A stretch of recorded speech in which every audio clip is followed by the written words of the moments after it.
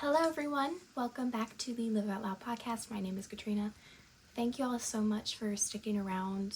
I apologize for that incredibly long hiatus, but theater stuff is over, midterms are done, so yeah, now it's finally my life. I can breathe a little bit and do this. I did mean to film this a little earlier today, but you'll still see this sometime on Sunday, I hope. So welcome to this special edition, and then hopefully starting tomorrow I will be able to do a daily episode.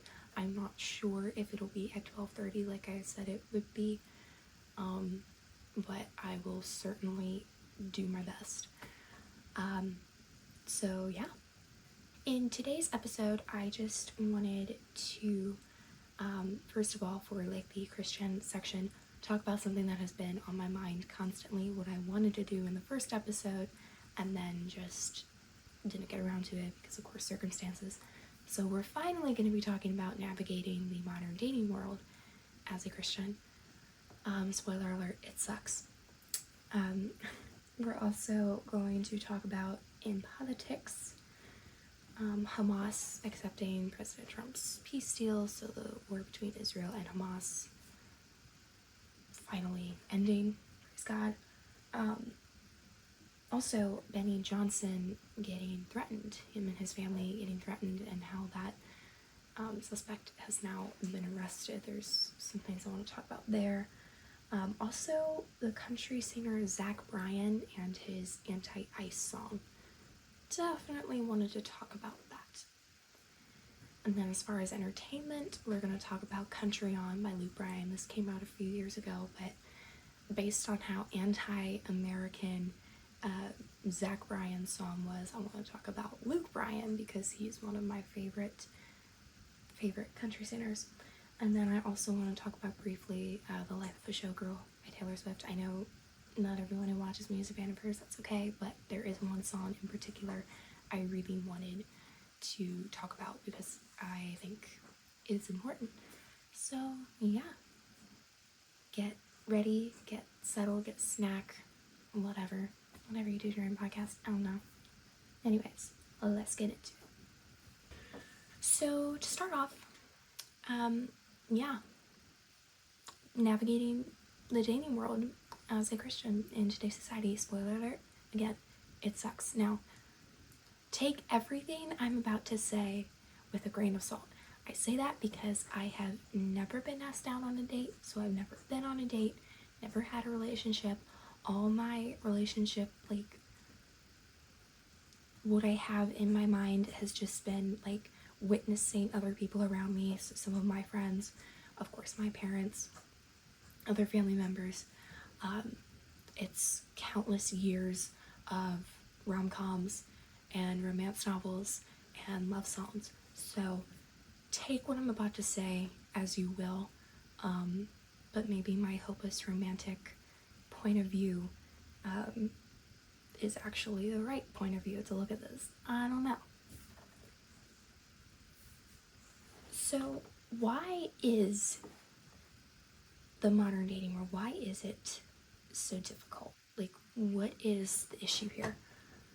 Well, I think it stems down to about three things. The first one is hookup culture. So we live in a society, unfortunately, where, hookups, premarital sex, all of that is very common, and it's really, really sad. In a society like that, obviously, we're going to have issues in relationships. Personally, it makes me scared for whenever I start dating because, it's like, I know what I want, and that is to wait until marriage. But what if I start going out with a guy and I really like him, but he doesn't want to? And it's, honestly, I think that's part of the problem, like, especially like as Christians, why I feel like that modern dating is so hard, because we know how rampant hookup culture is. Really, I think it all started because we've taken God out of a lot of aspects of life. I mean, just think like religion, Christianity used to be in public schools, right? And for some kids, that might have been the only chance that they heard the gospel. And now that's gone. And look what's happening in our public schools. Trans and LGBTQ ideology is being forced down their throats. All right? In a world where abortion is seen as a perfectly legitimate way to not face up to the consequences of your actions when it comes to a pregnancy. Again, people don't understand the dignity of a human life because they don't understand the one who created that. And so the same kind of thing comes with hookup culture, because people don't understand the sacredness of what exactly God intended the marital act for. They're going to use their free will just in a way that's not consistent with God's plans for us. So in this way, like, kind of remember back in Genesis when God was creating Adam and Eve. When he realized Adam needed a companion, he gave him one woman. Not 5, not 10, 15. No, he gave him one woman, Eve. And that was enough. Remember in Genesis chapter 2, verses 21 through 24. So the Lord God cast a deep sleep on the man, and while he was asleep, he took out one of his ribs and closed up its place with flesh. The Lord God then built the rib that he had taken from the man into a woman. When he brought her to the man said, "This one at last is bone of my bones and flesh of my flesh. This one shall be called woman, for out of man this one has been taken." That is why a man leaves his father and mother and clings to his wife, and the two of them become one body. So I'll talk a little bit more about this whenever I get around to talking about Ephesians 5, but there is great significance in the fact that God created woman from the rib, right? Because men and women are equal in dignity. And so, remember, think like the function of the ribs, like, yes, it's to protect vital organs, right? It's to even kind of like help you breathe, but it's also kind of just there to like support you. That's what a biblical relationship will look like, is that a woman will support her man. So God didn't create her from Adam's head as like, constantly like vying for control. He didn't create her from Adam's feet either, so that she would be like a slave to him. No, he created her from the rib, someplace that is in the middle, so that they are equal in dignity. And so I think because people, again, don't really understand that, and they don't understand what God intended for the marital act, and that's why hookup culture is so bad, that's why abortion is so bad, is because people really don't understand the completely selfless act of giving yourself to another person. I know a lot of arguments for like living together before marriage and things like that are like, well, you have to know what it's like, like, what if you're not compatible? That is a complete and utter lie. Like, to me, like, that sounds like insecurity is what that sounds like. I remember being a junior in high school, and my religion teacher, who I absolutely loved, she was one of my favorite teachers I've ever had, but she was very candid with us. Now, I went to an all-girls school, but she was very, very candid with us, and so we had been talking about, the sacraments, and when we had gotten to marriage, she said something that has always, always, always stuck with me. She goes, "Ladies, if you are fine / compatible, however you want to describe this, if you are good in the mental aspect of your relationship, the emotional, the spiritual, meaning you're on the same page, both of you know what the other wants, you are going to be fine in the physical." And to me, like, that just, it was so good to hear. And I know, obviously, ladies, do not be discouraged, okay? Good men are out there. I know it. But just one thing I will say, keep this in mind. There is a difference in a man saying, and men, this goes for ladies too, there's a difference in someone saying, when you express that you want to wait for marriage, there's a difference in saying, I support you versus I'll wait with you. There's a big difference there because there is a value difference in those two statements. So just kind of keep that in mind. Think of it this way. If you can't abstain during your relationship, before marriage, through your engagement, what about the times in your marriage when you do have to abstain? Like, let's say after childbirth. Like, what's that? So really, it's about self-control. It's about, again, going back to what I said earlier, understanding really the sacredness and importance of that act. And that's what this society needs. So another problem number 2 with modern dating culture is lack of masculine men. Chivalry is not dead. I refuse to believe it's dead. I know it's not dead.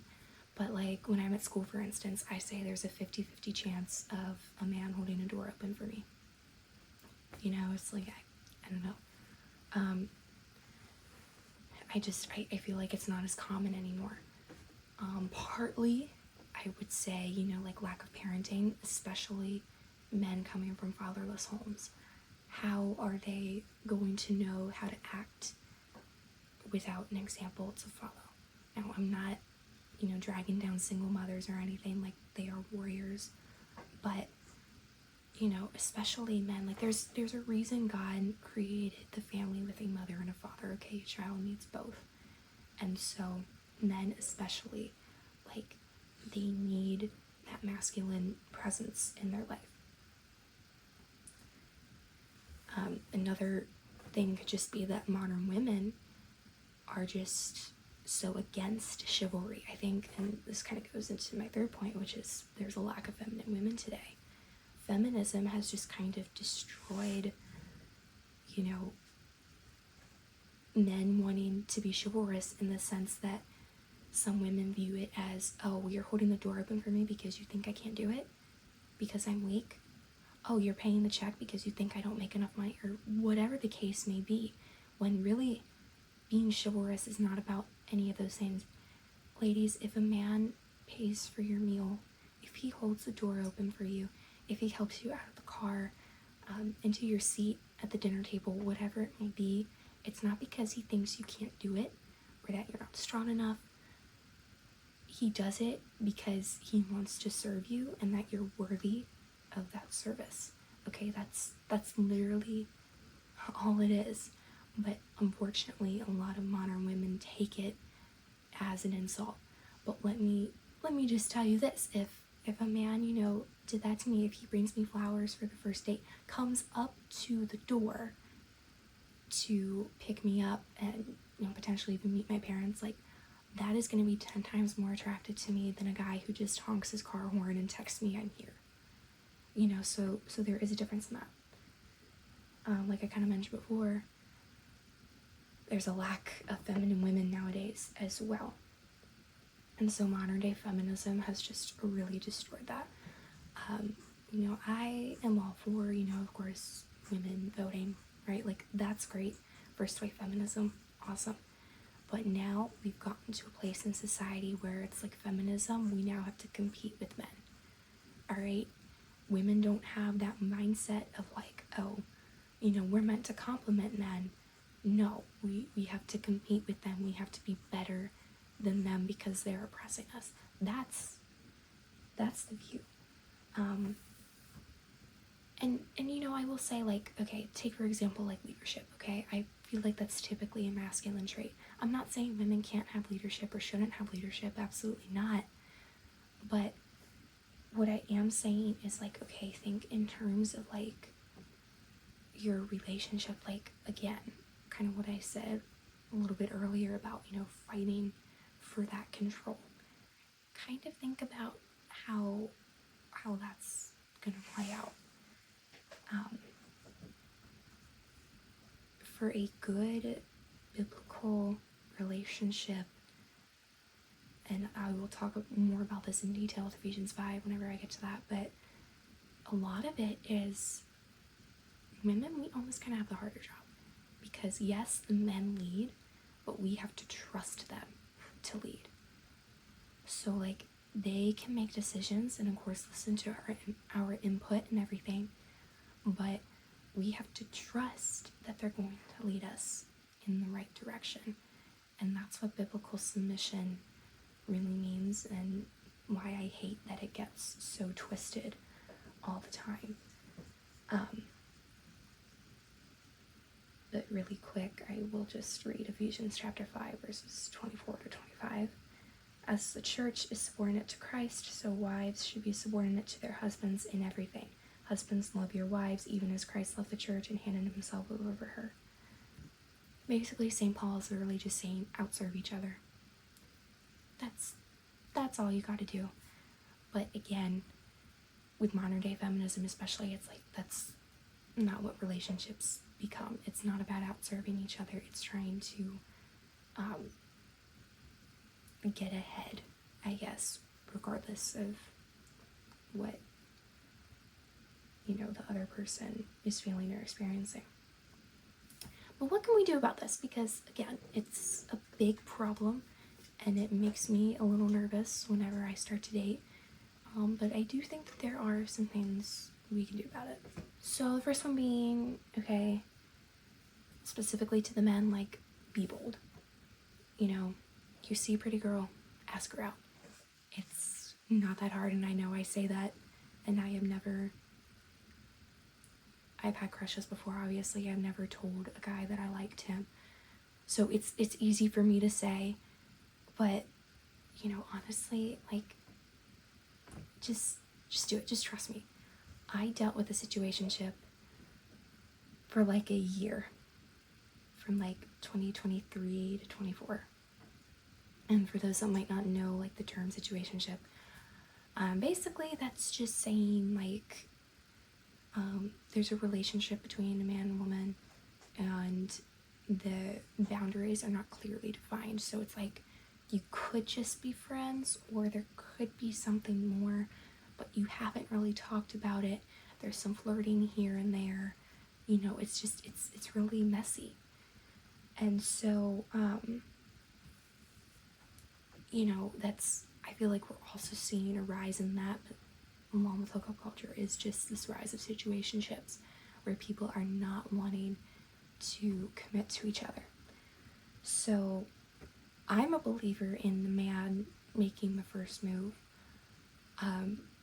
because I think it really kind of goes back to how we're made, and how ladies, whether you realize it or not, like, you yearn to have that guy be chasing after you. Like, it's just so cute. And then, naturally they're more like the take charge kind of person, and so they'll rise up to that challenge, hopefully, and pursue you. And so, being direct is, I feel like, a lot better than like flirting your way around it. Because there are some guys, my situationship included, where flirting is just kind of what they do. And it can be really difficult for someone to tell the difference between, okay, is he being nice or does he actually like me? And then you're left wondering with that. Like, that was me. I was like, okay, is he actually flirting with me or is he being nice? I'm a lot better at noticing, like, other people, like when things are going on between other people, but when it comes to me, I'm completely oblivious. And so I think that's true with a lot of people, because I was talking to some of my friends about this, and they agree. Now,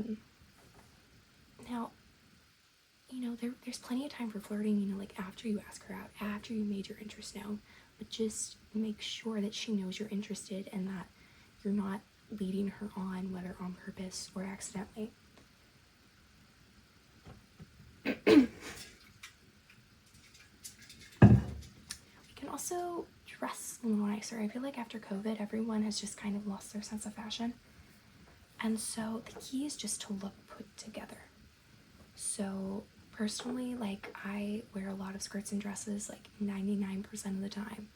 You'll see me wearing a skirt or a dress. Just because I like it, it makes me feel good, which means, my mood is going to be better. I'm going to be a little more confident because when you look good, you feel good. And, that confidence, like, people will be able to see that. It also just shows, you have good self-care. And some people do just, dress up more than others. I'm not saying, like, guys, I'm not saying you have to wear a suit and tie every time you leave the house. No, but just, like, really think about, and this goes for everyone, like, think about what kind of message your clothes are sending. Are you, wanting to portray, this more confident or laid back look? And laid back is not always bad, but just kind of keep in mind also, appearance does not necessarily mean what clothes you wear.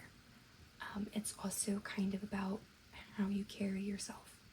And your clothes are a part of that because, like I said before, when you look good, you feel good. But the same can be true opposite. When you feel good, you look good. Like, people will be able to tell. And so I think the easiest thing to do, like, find a fashion decade or like a style icon that you look up to. For me personally, I love the 40s and 50s fashion, but I also love our first ladies fashion. Melania's style is just, it's always impeccable, and I love it. Second thing. No, third. I can count, I promise. Building friendships with other fellow Christians. So, it could be that, they might be able to introduce you to someone that you might not have known before. It could also be that maybe romance grows from friendship. I remember I was at a youth group retreat a few years ago, and they had separated the guys and girls, and we had talked about dating. And the priest who was with us, he had mentioned, like, sometimes it's better to be friends first and then build a relationship from that, because then you already know the person, you already know how he or she acts, how they act around others, what their personality is like, and then you can kind of skip over a really, really awkward first date because you already know a little bit about each other. However, I will not give up completely on, like things like blind dates. I won't completely give up on that because my parents met on a blind date and they are still married 26 years later. So it's possible, but it's just, I don't know. I always thought maybe I would want to be friends with a guy before I go out with them, but I don't know. It's just kind of whoever the Lord sends my way at this point. Because the last thing that we can do is prayer. Now, I know y'all are not going to be happy when I tell you this, because I have been told this, and I have not been very happy. But one of the best things that we can do is offer our heartache to God in prayer, right? And to trust in God's timing. Again, I know you probably hate me saying that, but leaving something in God's hands is so much easier. For me, I've realized that, especially as the holidays are approaching, and it's kind of like you're reaching that age where it's like you really don't want any like material gift for Christmas this year, right? It's like you want something deeper than that, Cue Mariah Carey, All I Want for Christmas Is You. Like, yes. It's like when I feel that desire of wanting a relationship and it gets really, really hard, and I'm looking around and, I see my parents and I see friends and other family members, all happy with their partners. It's like, it makes me really sad. And so I have to be like, God, just be with me, first of all, and help me trust in your timing. And so even if that means I have to repeat that like 10 times a day in my head, it makes the pain a little less. One of my favorite accounts on Instagram is the Catholic Hype Woman, and she talks a lot about pain and bringing that into worship with Jesus, right? Like just laying it at the foot of the cross. And I feel like a lot of us, we have no problem praising God when things go right. But when things don't go our way, I think one of two things happens. One, we get upset with God. Or two, we've been asking and asking and asking, but now we've kind of reached a point. It's like, well, why do we even bother asking? It's kind of like now I don't really want to. But when you think about it this way, think like God is our Heavenly Father. What kind of father is not going to want to hear his child tell him the desires of his or her heart? You know, like, yes, God already knows. But when you go to God and you're like, it really, really hurts, you know, there's something beautiful in that. And honestly, just telling God that it hurts makes you feel better. And I can't really explain that. There's also some novenas out there you can pray, either to St. Anne or to St. Joseph. My mom did pray the St. Anne novena, and she met my dad like 2 days later. I have prayed it at this point like 4 or 5 times, and nothing. You know, and again, the whole trusting God's timing thing. But, you know, it's one of those things, honestly, when you're in that period of your single life where, you know, that could be where God is working the most and what you need the most. Because when you constantly go to him in prayer, you are making a better relationship with him because you're talking to him more, you're spending more time with him, versus if you were already, you know, if he gave you that relationship right away, who knows? That might be different. And so, you know, just at the end of the day, trusting in God is hard. Or like we say it's easy, you know, oh, just trust in God, it'll be fine. And like deep down we know it, but our human side is like, I want it now because of the instant gratification culture that we live in. And so that can just be really difficult. So anyway, that about sums up my thoughts on today's dating culture. It was a lot. This is probably one of the longest sections I've ever done on the show. But I did want to say all that, and I really truly want to hear your thoughts as well. But for now, let's move on to the politics side.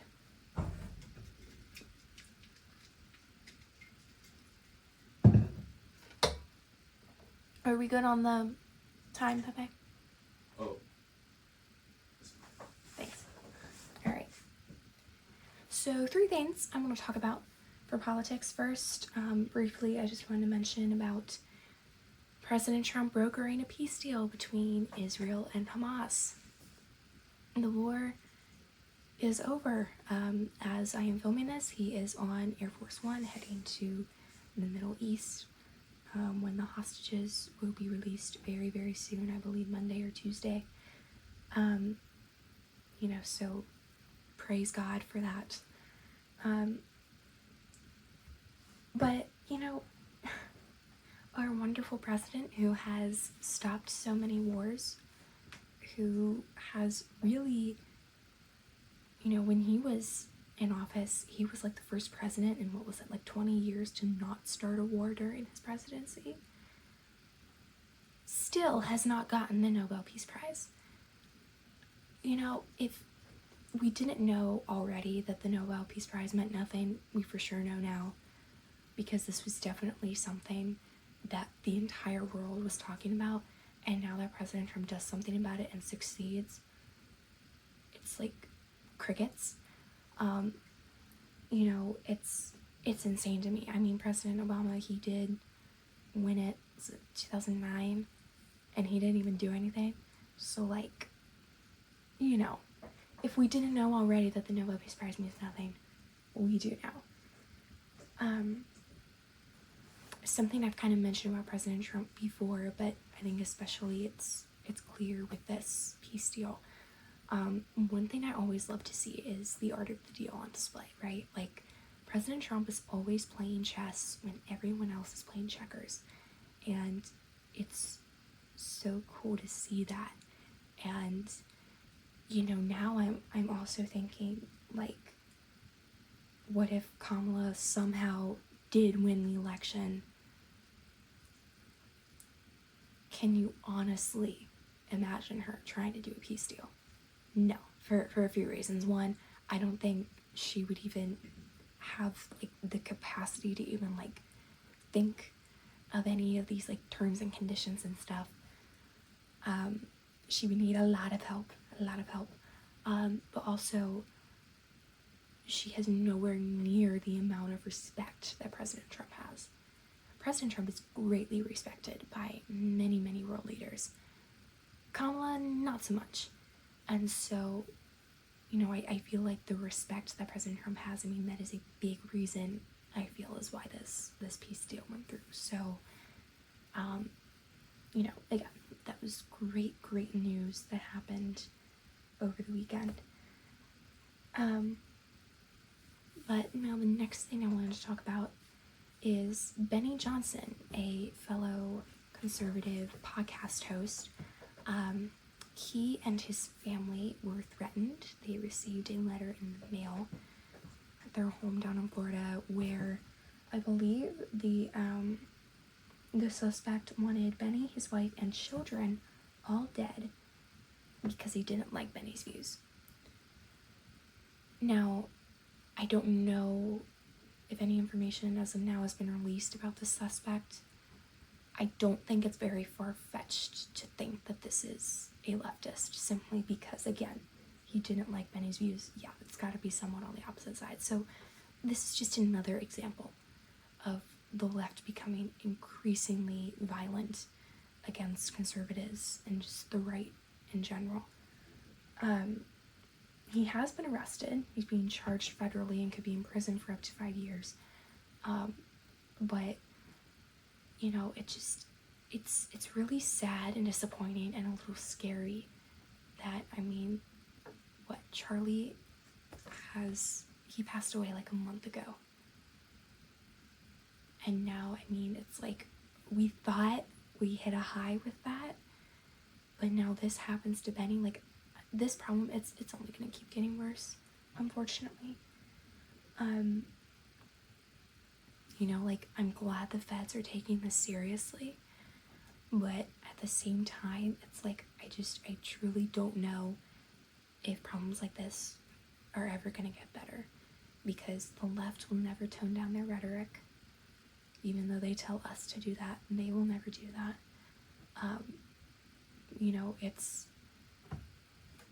It's one of those things where it's like, I don't know where this is all gonna go. And, sometimes I think like about our founding fathers, and if they saw the division in our country now, like, what would they think? And it makes me really, really sad, because, I should be able to go to school and not worry about, like,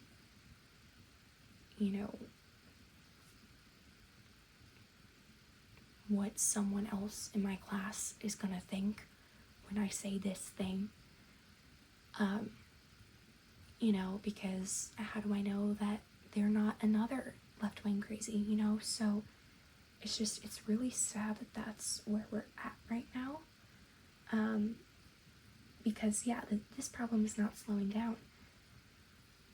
Because if you also heard Jay Jones, he's running for Attorney General for Virginia, text messages were leaked about how he wanted this Republican lawmaker and his children dead. And, anytime I hear about something like this, it's like, all I'm thinking is, like, we are seriously, like, this is spiritual warfare. I think about when I heard the news of Charlie's passing and how much that gutted me, even though I never even met him. I never had the chance to go see him speak. I never even met the guy. and yet I still felt as though a part of me literally was just like ripped out, and I just was left reeling like all day. I was like, what is going on? Truly, I believe that was the Holy Spirit. And now we are seeing a massive Christian revival happening in the US, which is absolutely fantastic. Like, God is moving, but the devil is also moving. And so we just need to be ready. We need, keep going to church, keep reading your Bible, keep doing all the things, because we are in spiritual warfare right now. Still recording, Pepe? You didn't even look. What? You didn't even look. I did. I'm looking right now. Okay, thank you. Now, the last thing for the politics section, I wanted to briefly talk about Zach Bryan's Anti-Ice song. Now, I am a country music fan. Normally, I like 70s and 80s music. Like pop, soft rock, sometimes even hard rock, like all that. But I do listen to a few modern artists. I was raised on not just 70s and 80s, but a lot of 90s and 2000s country. But even though I do listen to some newer artists, I never heard of Zach Bryan before. I know Zach Brown Band, and I know Luke Bryan, but I didn't know who Zach Bryan was. When I heard about this song, I was like, okay, as a country music fan, we do not claim him. Country music, it's very, pro-America, right? It's definitely more conservative, more right-leaning than, say the pop music world. Which is why, like, if I ever get in the music industry, like, I will be going into country music, because that's where I feel like my views would be appreciated. I know some people, like, miss the days, like, when actors and singers, just didn't say anything political and they just did their jobs, which is true. Like, just do your job. Like, we listen to you for your music, or we watch you, for your movies. Like, we don't really care what you have to say politically. But at the same time, I mean, they do have freedom of speech. They can express their opinion, and we have to respect that, which I do. But these lyrics make me so upset, because it feels very anti-American, because it's anti-ICE. ICE is just doing their job and getting rid of illegal immigrants, right? Deporting them out of the country because they are taking resources that Americans really should be getting. They committed a crime because they came here illegally, just because it might not necessarily have been a violent crime, it is still a crime. So the song is called Bad News, and I just want to highlight a couple lines here. Quote, I heard the cops came, cocky mother truckers, ain't they? As well as, quote, and ICE is gonna come bust down your door, try to go to house no one builds no more, but I got a telephone, kids are all scared and all alone.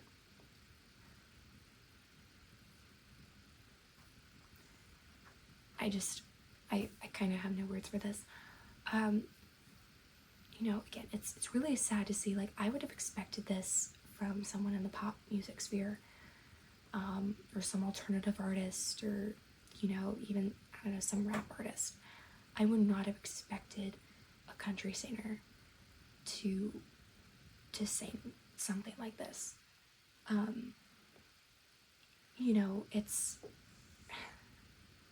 It just brings to mind this theme that's on the left, which is we don't want to take the consequences for our own actions, right? So, I mean, think about abortion. Most abortions happen because of unplanned pregnancies, because women don't want to face up to the fact that they were not responsible. Same thing here, where people are upset ICE and the cops are coming after these people for coming here illegally. Well, they committed a crime. They need to face the consequences for that. I mean, it's not like you can just, like, ignore that and it'll go away. Like, our country has laws for a reason. And so it just, and I guess the part about kids are all scared and all alone, like, I think that really bugs me, because you'll see the left like do this a lot, is they'll bring kids into the mix because they think somehow like it makes their argument better, in the sense like, because a lot of what the left does is they try to appeal to emotions and not facts and logic as well. Like, I mean, take for example when they go off about school shootings, like, don't you care about the kids that died and are hurt? Like, absolutely we care, but we're not gonna want to give up our Second Amendment rights because some lunatic decided to go, you know, do that to a school, right? It's the same kind of thing here. They're trying to bring the kids into it to make it seem like, you know, like, oh, it's just really, really bad. Like, kids, they're gonna be left all alone because their parents aren't here anymore. Well, the parents should have been good parents and realized that there was a very real chance of them getting caught, and, you know, maybe they shouldn't have come here illegally in the first place.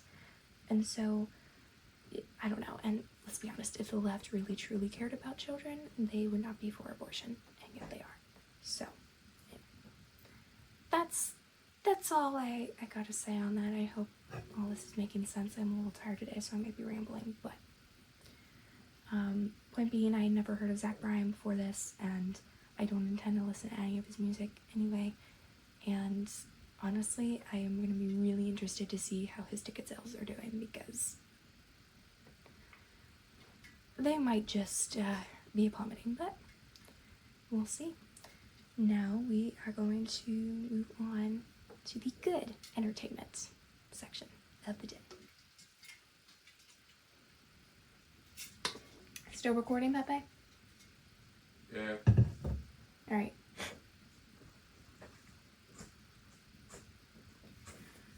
So, obviously, that was an example. Zach Bryan's song was an example of a bad country song.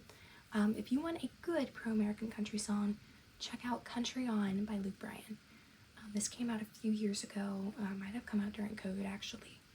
And it's one of my favorite songs of his. I just want to read you one of the verses here. Quote, "Hey firemen, boys and girls in blue, we could sure use a lot more like you. You come running in anytime anything goes wrong, country on. Hey soldier, wherever you might be, hats off to keeping us free. All our thoughts and prayers till you get back home, country on." Like, that's real country music, you know, showing support for our first responders and our soldiers. And there's other parts of the song where he's talking and being very pro-family. Like, that's what real country pro-American music is. And I mean, that's the first song I thought of as like an antithesis to Zach Bryan's song. So go ahead and give that a listen. Yeah, not really much to say about that. The music video is pretty cool. So yeah, again, that's Country On by Luke Bryan. I also wanted to talk about Taylor Swift's The Life of a Showgirl. So I know not everyone who watches this maybe is 50. That's okay. I still kind of just want to briefly talk about this because obviously it's a very culturally important moment. But no, there's one song in particular that I wanted to highlight, and it's called Wish List. I'll be honest, I wasn't super excited for this song when the song titles were released, just because she used a dollar sign as the S's in those words. And I don't know, sometimes when artists stylize things like that, it just kind of makes me think the song is going to be kind of cheap. And so, I mean, this song is definitely more cheesy if you're comparing it to other Taylor Swift songs and albums of the past. It's definitely, I feel like it would fit on Love Her very well. But basically, the whole kind of theme of the song is that she can't wait to get married and have kids with her now fiance Travis Kelce. It's so sweet. it's adorable. It's one of my favorites on the album. And, you know, I think it's honestly so funny to see some of these Swifties like completely losing their minds. So I'm gonna read you the chorus here. And, you know, when I first heard this, I thought, oh, it was so sweet. But some other Swifties hear this and they immediately jump the gun into reading into more than what it is. So, it goes, quote, I just want you, have a couple kids, got the whole block looking like you. We tell the world they gotta leave us alone, and they do. Wow. Got me dreaming about a driveway with a basketball hoop. Boss up, settle down, got a wish list. I just want you. So literally, Taylor is singing about how much she wants a family with Travis Kelce. That's literally all it is. When some woke Swifties heard this, they were like, how dare Taylor be so racist? Like, want a couple of kids, got the whole block looking like you. Like, that's obviously like white supremacy. I kid you not, there are TikToks out there of that. Look them up. It's insane. When I heard that line, that didn't even cross my mind. I was like, how sweet. She wants her kids to look like her future husband. That's adorable. And hold up, let's back up a minute. She wants kids. Now, throughout Taylor's entire career, she has always sung about wanting to find true love. She's always sung about wanting to have a family. So that's one thing I respect about her, is that she is pretty consistent in that department, is that that's what she's always wanted. And for a pop star like Taylor, someone of her magnitude, to be singing about wanting a family and kids, that's incredibly important. It shouldn't be political to want to get married and have kids, but because one side of the aisle is so blatantly anti-family, anti-marriage, anti-children, to see her wanting that anyway, like, it's huge, you guys. And maybe the culture is starting to shift back a little bit. You know, I'm thinking all the way back to her debut album that she released when she was, 16, 17 years old. She has a song on there called Mary's Song.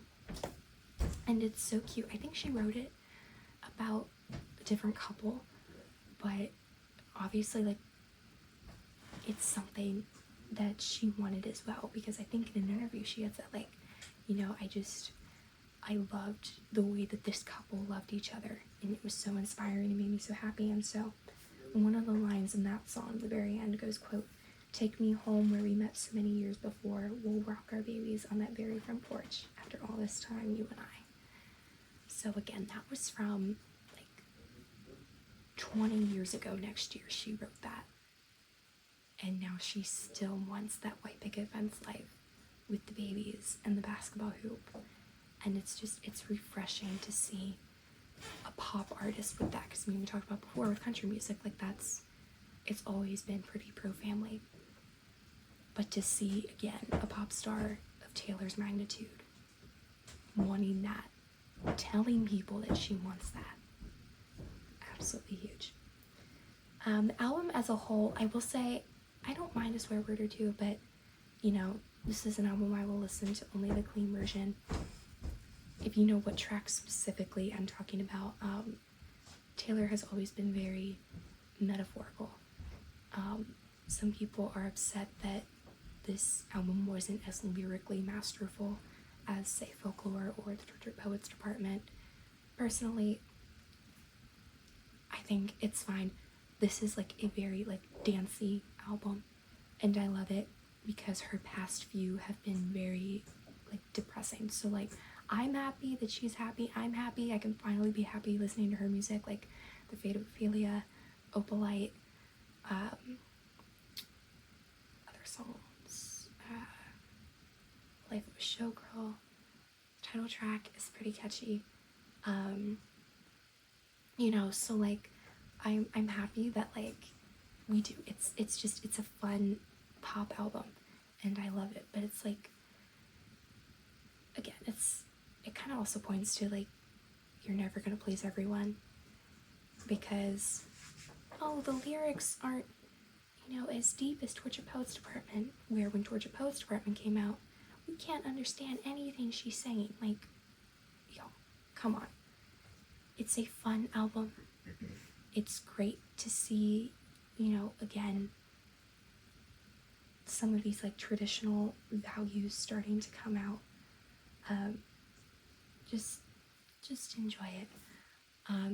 It might not be everyone's cup of tea, but Wishlist in particular, I think, is one that we all need to stream. Fate of Ophelia, that was also pretty cute because, okay, Ophelia obviously is from Hamlet. She was Polonius's daughter who, after Hamlet kills him, she drowns either by accident or purposeful. And so Taylor's basically singing about how Travis, her love, saved her heart from the fate of Ophelia, right? Because she had constantly been having like these strings of boyfriends, and I mean, her previous relationship had lasted 6 years and she never got a ring. And so, I mean, she probably legit thought, like, I'm never gonna find love, I'm never gonna get married until Travis came on. So it's really cute to see, like, these values, kind of coming out. So yeah, that's my Swiftie rant for the day. Yeah, and so that wraps up the episode. Thank you guys so much for watching and for sticking around. I really appreciate it. Tomorrow's episode, it'll probably be up around the same time as this one goes up tonight. I'm hoping it'll be up around 8 o'clock, but we'll see. Basically, I want to talk about the Christianity section. I'm gonna have to check the polls again. Everything was like tied, you guys, for that and for the entertainment, so I don't know what I'm gonna do yet, but I think since I talked about the dating today, I want to talk about Ephesians 5 because I did reference that a little bit and I think it'll fit in really well. And then as much as I want to talk about like old Hollywood, and new Hollywood, like the difference between those, like what happened to the charisma. I can't exactly tell you what happened to the charisma if you don't know what it is. So I think I would just talk about a few old Hollywood movies first. So I think the High Noon movie review will be in that episode as well. But yeah, so that about wraps it up again. Thanks for sticking around, for bearing with me again. I am filming all of this myself and editing myself, and so it's just a matter of trying to make sure that I block enough time out for this. So thank you guys so much for watching or listening. I really do appreciate it. As always, let me know feedback. I love reading comments. I love talking with you guys. So yeah, again, I think that's it. And yeah, God bless, and I will see y'all next time. Bye.